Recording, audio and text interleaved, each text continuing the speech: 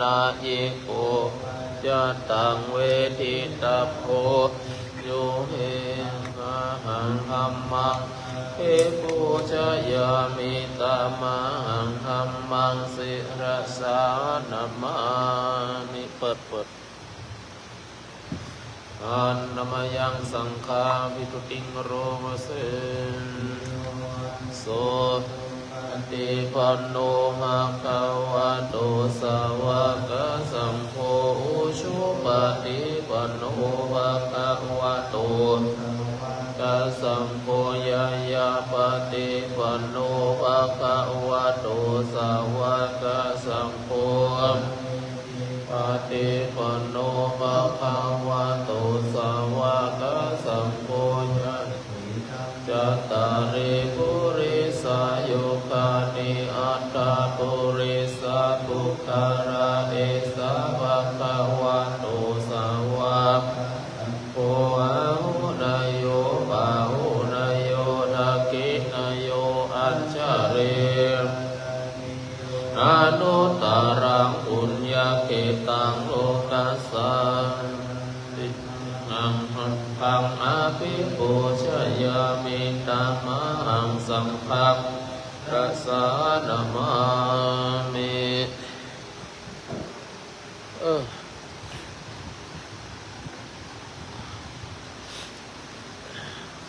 อันธรรมยังรัตนัตยปนามาคาทะโยเจวาสังเวคะปริกิตนาปทัญจพนามะเสงโทสุสุโทกาตุณามหันนาโอโยสุนทภรายานะโรจโนสัพพะปุปะกิเลสังขาตะกุวันดามิอาหัมมาระเรนะตังธัมโมปฏิโปวิยตัสสะสัตถุข้าปะกามาตะเพทะบินนากุโลพุตตโรโยจัตตะทะทิปโนอาหัมมาระเรนะตังโพสุเกตาหยาติเกตาสัญญิโตโยทิฏฐาสันโตโนโพธาโกโลลาวะหิโนอะริโยสุเมธาสุวันตามิธัมมานะเรนะตังเจวะเมกันตาปูชนายกังวัตถุตยังวันดายตาภิสังกตังปุญญามมามาสะปุปัตตวะมาหุนตุเวภาวะสิทธิยาอิตตตถาคโตโลเกอุปันโนอะระหังสัมมาจัตเทสิโตนิยานิโกอุปัสสามิโกบารินิพานิโกสัมโพธิคามิอิโตมะยันตังอัมมังสุตวะเอวังจานามาชาติปิทุกขาชาราปิทุกขามารานัมปิทุกขังปริเทวะทุกขาโทมานาสุปายาสัพพิทุกขาอภิเยหิสัมปะโยโคเยหิวิมปะโยโคทุกโขยัมปิชังนลาปฏิตัมปิทุกขังสังคิตเตนังนักขันธาทุกขาสยทิทังรูปุปาทานักขันโตเวทโนปัฏฐานักขันโตสัญญูปาทานสังขารูปาทานักขันโตวิญญาณุปาทานักขันโตปริญญาญาตรามาโนสุภาคังวะเอวังปะหูรังสาวะเกวินเนติเอวังภาคังอาภาวะโตสาวะเกสุอนุสัสสเนภะอุลาวัตติรูปังอนิจจังนิจจสัญญาอนิจจสังขาระอนิจจวิญญาณังอนิจจังรูปังอนัตตาอนัตตสัญญาอนัตตสังขาระ ญาณังอนัตตาสัพเพสังขาราอนิจจาสัพเพธัมมาอนัตตาติเตมยังโอตินังชารามรณะนาโสเกปริเดเวทุเกโตปราเสอุปยาเสทุโกติรามตาเปวานามิมัสสะเกวารัสสะดุกะกันตัสสะอันตะกิริยาเยตติจิราภริเรพุตัมปิตังภะคะวันตังอรหันตังสัมมาสัมพุทธัสสะตาคารัสสัมมาอันนาคาริยังปะปะจิตาตัสสะมิภะคะวะเตจริยังจารามะภิกขุนังสิกขาสาชีวะสมาปนาตังโหยาอิมัสสะเกวารัสสะดุกะกันตัสสะอันตะกิริยายะตตุติอันธรรมยังตังคณิกาปัจเจเวคณาปทัมนามาเสนิโสจิวารังปฏิเสวามิยวะเทวะสีตัสสามตายาอุนัสสะปันติงานตายานสามการสวัตตาปัสสิริงสัมปัสสัมปัสสานังปันติกาตายามริโกวินังปฏิสารนาธรรมปันติสังฆายนามัทายนามันตนายนาวิภูสนายามเอติยายาปนายาเวหิสุมาราติยาพระมจาริยาติปุรานัญจเวทานังปันติหังอามินาวันจาเวทานังนังปะเดสามิยาตราจเมนวชะตาจะมาสุวิหารโรจติปฏิสังขโยนิโสสนังปฏิเสวามิยวะเดวะสีดัสสะปฏิฆาตายาอุนัสสะยาดัสสะภะคะสวัตตตาปัสสิริสัมปัสสัมปัสสะนัมปันติกาตายาวะเทวะอุตุปริสยาสัลลานารามัตถังปฏิสังขโยนิโสกิลานาปัจจยาเวสัจจปริกาติสิวามิยวะเดวะอุปันนังวายาปฏิกานังเวทนานังปันติกาตายาปยังตายาติภาหุงสหัสสัมมาปินิมมิตาสาอุรันตังลิเมฆารังอุดิตะโพมารังหานาริธรรมเวทินาจินนังวะโมนินโดตันเตระสัมจยามังการานิมาลาติเลกามาปิโยชิตาสัพพรติงโกรัมปนังปามาตัตตยักขังกันติสุตันตะเวทินาจินตังวะโมนินโดอวตุเตจยมังการานินาราคิริงกัจจวรังอาติมัตตะโพตังตาวะกิจักมัสเนวสุตารุนันตังเมตตัมปุเสกเวนินาจิตวะหุนินโดอวตุเตจยมังการานิกิตตะขักกมติหัตตะสุทารุนันตังนาปะทังกุลิมาลวันตังอิเตปิสังกัตตะวะโรจิตวะปุริโตตติระสะโววัตุเตอารานิทุกัตวนาคัตถาพุทธารังอิวะคัพพินิยาจินจายาตุตาวะจนังเชสันเดนะโสภะเวเดราจิตวะโพริโตตเตระสะ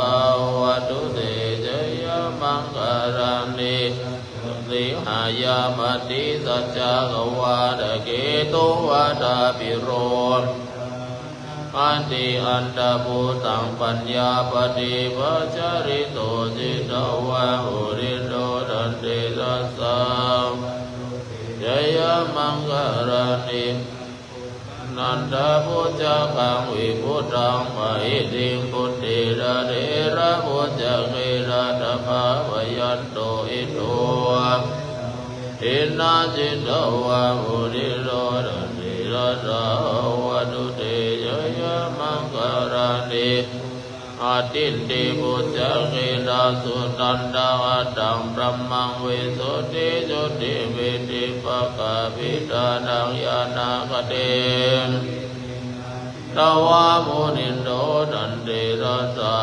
วะตุเตยยมังคารานิวิพุทธาเชยมังคาราอัตตะกาตโยวะจโนดินนาทิเตสารติปัตตันติตุระเดโยปัตตวานิโมกังสุขังอธิกมายานาโรสปัญโยมหากรุณิโกนาโดหิตายามปารามิสัมปะปะโตสัมโพธิมุตตมังเอเตนะสัญจวัจเจนะหุตุเตมังการัญจยันตุโพธิยามุเลสักยานังนันติวัตโนเอวังดังวังวิจโยสุจยมังคะเลอัมปลาจินตัมปัลลังกิสิเสวะตาเวโภคะเลอภิเสเกสัพพะพุทธานังโมดาติสุนักตังสุมังคลังสุปัปปัตตังสุมุติตังสุขโนสุโมโหโตจะสุยิตังวัฏ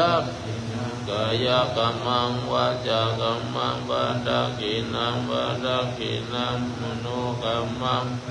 อิเตวัฏกินาวัฏกินานิกัตวนาราวันตเต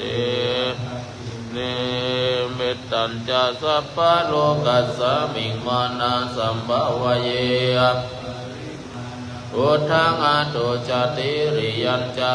สัมปะทังอเวรังอสัพพะทันติทันจารันนิสินโนวะโนวายาวัตสะวิคาตะเมตุเอตังสัตถิงอติตยาพระมะเมตังวิหารามเอตินจานุภกัมมังสิรวาดัสสะเนนะสัมปันโนนายาเขตังนาอิจตุกปัสสยังปุณเรติติกะนะนิยังเมตตาสุตังวิรูปะเขอิมเมเมตตังเมตตังเอรา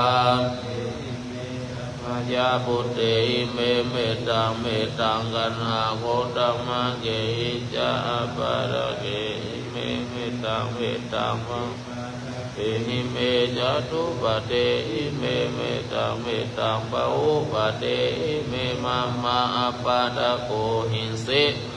หินเสติปะตะโกมัมมาจตุปะโตหินเสมัมมาหินเสสัพเพสัตตาสัพเพปานาสัพเพพุทธาจะเกวราปัสสันตุมากินจิปะปัมมาคัมมาอัปปะมโนพุทโธอัปปะมโนธัมโมอัปปะมโนสังโฆสิริสัพพะเนอะหิเวชิกาสัตตะปะเทอุณนานาภิสารภูมุสิกากตาคิกากากตาวิตาปฏิกาปันโตพุทธานิโสหังนะโมภะคะวะโตตัสสะสัมมาสัมพุทธานังอุเทตยัญจักขุมาเอกราชาปัตตวิภะภะสุตังตังนะมัสสาวิหาริตวิวิภะภะสันตยัญจักขุตวิหาริ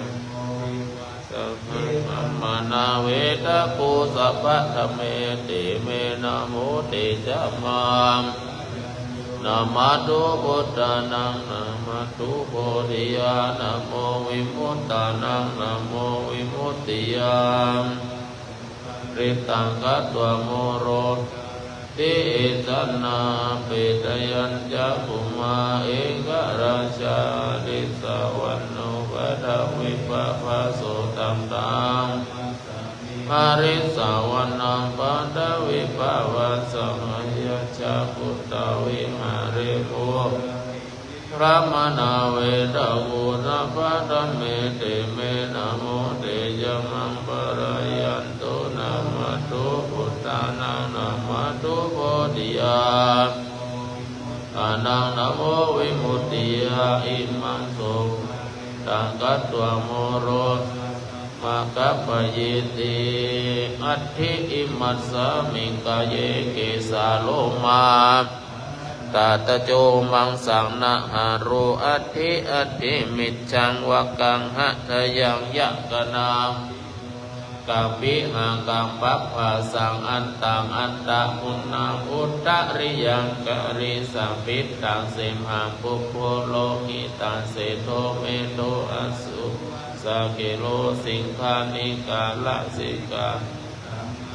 เกหัตถะลุมปันติอิงสังกาลาอายังอัตตาภาโวอนิจจังทุกขังอนัตตา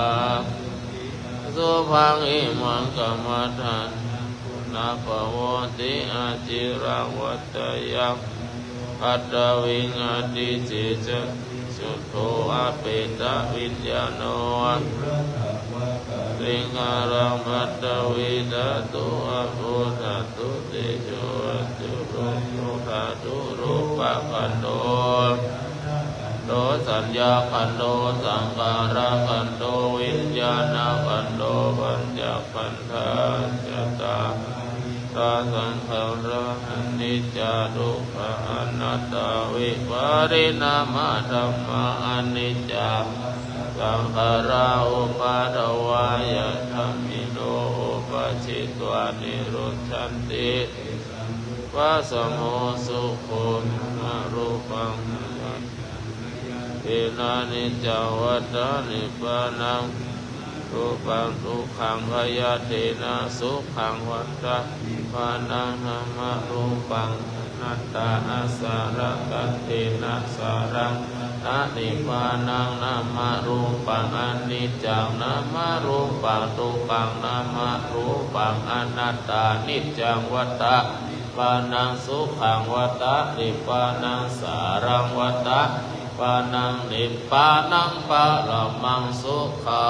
งสุโขพุทธังอันเทปัสสะอาสังคัสสะสามัคคีสามัคคะนังตะโพสุโขคัตติโยตัสสะมิงเยกุตตะปฏิชายโนวิชชาจารณะสัมปันโนโสเสโตเทวามนุสเสกัปติอาติโจรติมาปฏิจัตติมาสันนโตอติชายตาปฏิพรามโนอัตตาสปะมะโหรันตาพุทโธเตจัสสะอินตชัตตาเทวชัตตาพรหมชัตตามหาพรหมตาอิสีชัตตามหาสีชัตตามุนีชัตตามหามุนีชัตตาปุริสัจชัตตามหาปุริสัจชัตตาอวัตติชัตตามหาจักอวัตติชัตตาราชัตตาปัญจกาพุทธชัตตา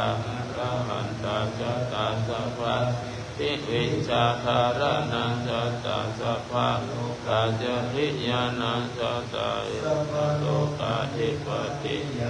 สัตตาเอเตนะสัจจวัชเชนะวัดเดโอตุตุหังสวะหายะนะโมพุทธัสสะธัมมัสสะนะโมสังฆัสสะสยะทิทังรุหุรุสวะหายะปฏิวัติเนี่ยกินนุสันตละมโนวะระหุสุริยะปุญจสีสังวิคะรูปโภอาคัมมะกินนุพิโตวัติทะสิติสัตตะ เมตเลพุทธาชีวันโตนะสุขังละเพพุทธาปัฏฐากิตุมิโนเจมุจจยสุริยันติหินโนสันตละโนวะจันทังวะบุญจสีสวิภะนุโภอะธัมมากินโนภิโตทาสิติสัตตะธเมภะเลพุทธาชีวันโตนะสุขังเอพุทธาภะปะภิกิตุมิโนเจจยสิติ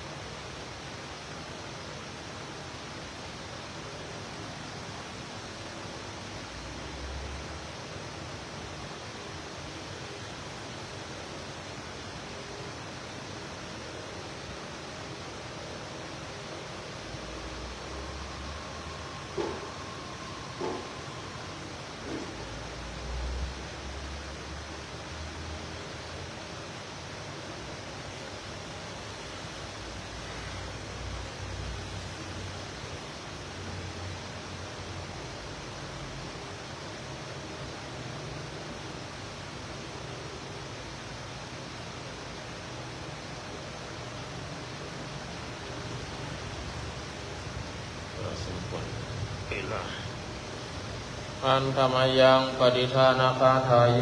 นามะเสกาลาวาสินีตุเปกาเลโพธิกาเลตาหิงตาธัมมาตาเนนาปวันตุปุจิตาสุติงเตตาวิหารมันดาเลเทราจมัชฌาภโวสารามิกาธนาปฏิอุปัสสกะกามาจเทสานิกมาสัพพนาปุตตาสุขิตาภวันตุเตชะราภูชาเยปิจันตสัมภวามอัตโวภปติกานิยานิกังธัมมวารังปันติจเตสเวปิทุกขัสสะกรุณตุสัมกยังตตุจิรามมัทธราชปุคราสังโฆตุสัมมาโมวะอัตตยัจจหิตายัจจะอัมหิรักขันตัวเปปิธรรมาจาริโนวุติสัมปาปุณายมาธัมเมอริยปเวทิเตปัสสนาปานิโนพุทธังสัสสเนสัมมาทารังปเวชันโตภวสตุวุติงภวยาสัตตนังสเมตนิตุเมตนิมาตาปิตาจังกขันติพุทธกังเอวังธัมเมนราชานุอโรกยาปะละมาลาภาสันตุทีปะระมาทนังนิพพานังปรมังสุขัง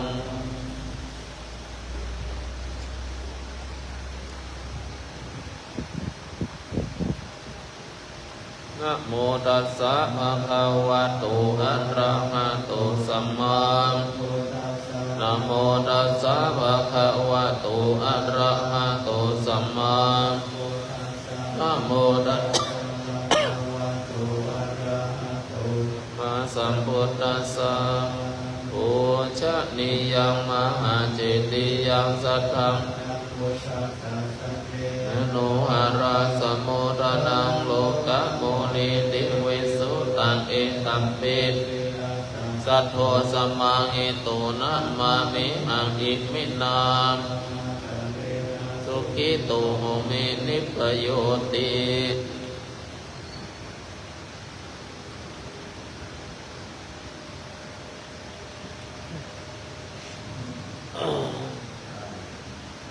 มีความสุขความเจริญอยู่ร่มเย็นสุขเหมือนกันทุกท่านทุกตนทุกองค์ทุกคนด้วยเถิด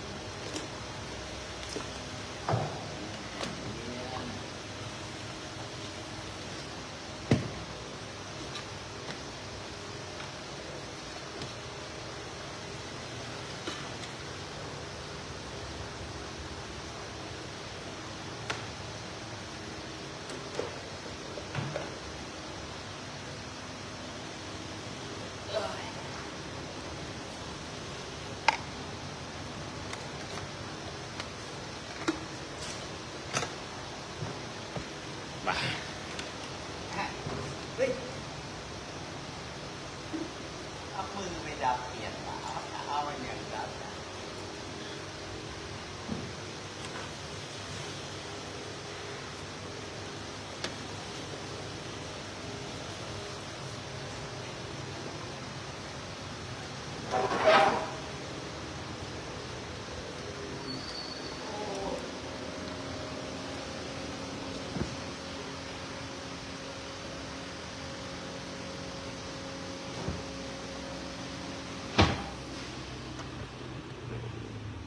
เออมันลมอีกอ่ะเสียงมันดังเลขสองเพราะว่าเสียงดัง ประทานโลกหมดเลยต้องเจ็บขา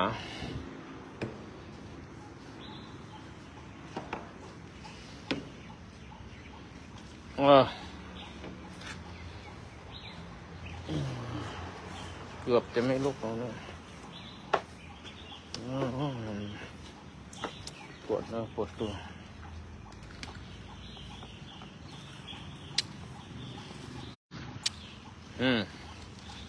ตอนเช้าตกบุรีตอนเช้าฝนก็เมื่อคืนก็ตกตอนเช้านี่หยุดอยู่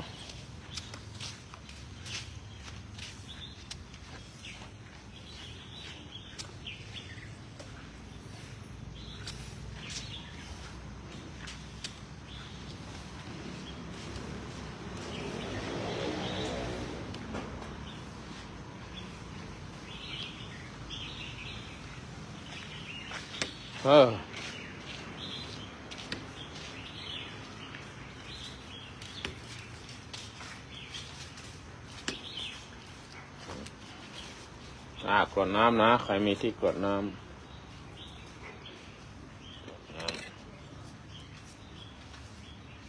อิมินาปุญญกรรมเมนะขอบุญกุศลทั้งหลายที่ข้าพเจ้าบำเพ็ญมาทุกภพทุกชาติบุญสัมมาปฏิบัติมรรคมีองค์8บุญศีลสมาธิปัญญาทานศีลภาวนา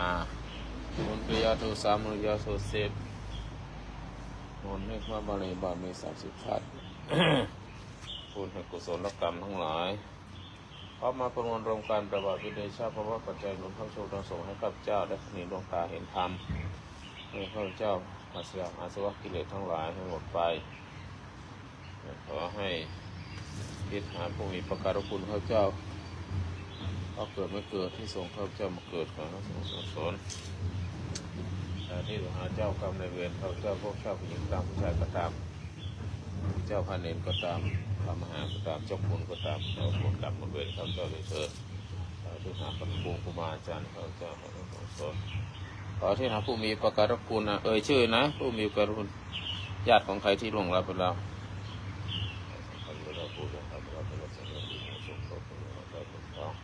ยมบิดายมมาดาพ่อแม่ของข้าพเจ้าคนสื่อส่งสอนจนป่านที่สมุทรสงครามไปถึงญาติที่ยังมีชีวิตอยู่ก็มีความสุขความเจริญความสุขยอดสุขยอดสิ่งสวยความสุขสิ่งใดการสุขยอด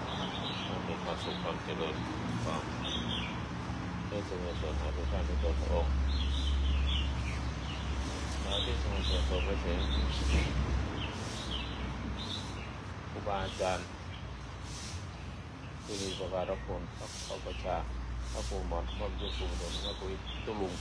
เจ้าสิ่งที่เราเป็นสิ่งแค่ยังสามส่วนเดียวด้วยสิ่งที่เราผมว่าเขาจะเราเสร็จอาหารในวันที่คนที่เราเสด็จเจอกันนั้นเราจะสดสดผมที่อาจารย์รู้เรื่องที่เราทำเราว่าเราสิกันมาจะมาดูจะมาจะเราจะเทศอินเดียมีเหตุผลเลยก็มีต้องการสุขความสดสัตว์พบสุขสุขดีมีชีวิตอยู่ขอให้ต้องการสุขความเจริญที่อดีตเจ้าวาดพระสุทรงสมเด็จสังฆราชโลกมณีเจ้าวาดโลกมณีในเดนพระเจ้าพระเนรทั้งหลายที่มีแต่ความดำรงสวนสังฟ้าที่เป็นแดนนิพพานเลยเกิดได้ทรงไปถึงเทดาโลกมณีพ่อปู่ขาวพญานาคราชยาสียปีกายกุมภานห้วยสวรรค์โดยที่ทรงในสนามราชเราทรงสอนโดยที่ทรงสอนคาถาหายหายาวมาแล้วแต่หลวงพ่อหลวงปู่หลวงทองหลวงปู่ทองปู่เสกจุลโกก็อยู่ทรงสอนสังฟ้าโดยจิตสาวาดโดยเฉยที่ทรงสอน คือเทวดาทุกท่านทุกตัวพระองค์เราจะถึงทุกขเทวากาสเทวะพระตาเทวะภูมิเทวะจตุมหาราชิกาเทวดาดาวดินสาเทวดายมาเทวดาตุสิตาเทวดานิมมานรัตติเทวดาพระนิมเบศวรติเทวดาพระลมทุกท่านลูกพระคุณทุกท่านในส่วนในบุญครับเจ้าได้เถิดเยซูโซนหาไม่ยันนังเจ้าโลกนองวีมันจันทองมาลีมาเป็นผู้ยันของผู้ดีใส่มาให้ในชาติทั้งหลายรับส่วนดวงยันทุกดวงมาลงในรับส่วนเลยเถิด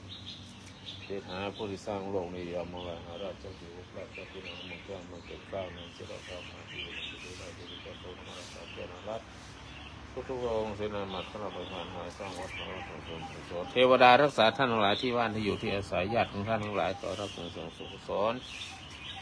ขอบุญกุศลให้แผ่ก็ให้ไว้เป็นอาญามขอรับโดยพระโชคดีทุกสิ่งทุกอย่างที่การงานที่ดีขอถวายเป็นพระสนลดเกล้ารัชกาลที่9ขององค์ท่านเสด็จทรงสวรรค์ฟ้ารายสูงยิ่งขึ้นไปถวายเป็นพระสนลดเกล้ารัชกาลที่10พระกันปีหลวงพระบรมสาวงศ์พระราชินีเศรษฐาภิกินีทุกๆพระองค์ขอทรงพระเจริญเป็นพระพรใส่สมกรกลับมาเท่านั้นถวายเป็นพระสนสมเด็จเจ้าฟ้าหญิงพระเจ้ากิติยาภาพระองค์พาทรงหายจากพระประชวรถวายเป็นพระกุศลสมเด็จพระสังฆราชมหาเถรสมาคมทุกรูปเป็นสังฆาธิการทุกระดับชั้นให้สื่อสงฆ์สำเร็จทั่วราชอาณาจักรนอกราชอาณาจักรมีธรรมทุกประโยชน์ในธรรมเป็นบุญถึงนายกรัฐมนตรีผู้บริหารประเทศกระทรวงวงกรมกองแพทย์หมอพยาบาลครูบาอาจารย์ทั้งหลายตำรวจทหารตชดและทหารที่รักษาชายแดน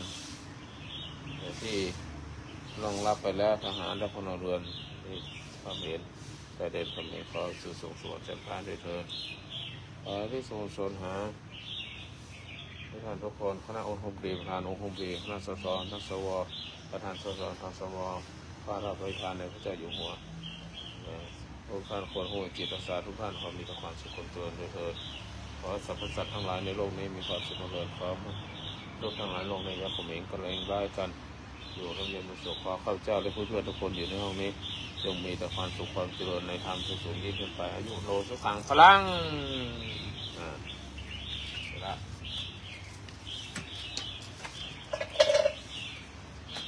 เสร็จแล้วก่อนนะเนี่ยจะไปซื้อกระถางนี่ยังไม่ได้ไปเลยลืมไปแล้ว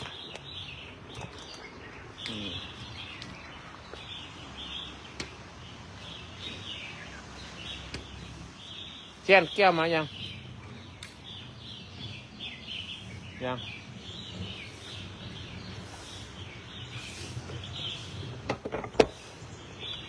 สวัสดีทุกท่านทุกคนไม่มีใครเลยวันนี้คุณครองหลบอีกแล้วครองคนหลบอีกแล้ว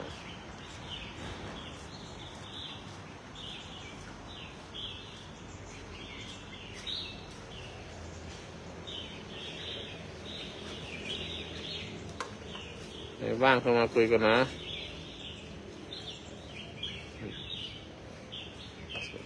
สาธุ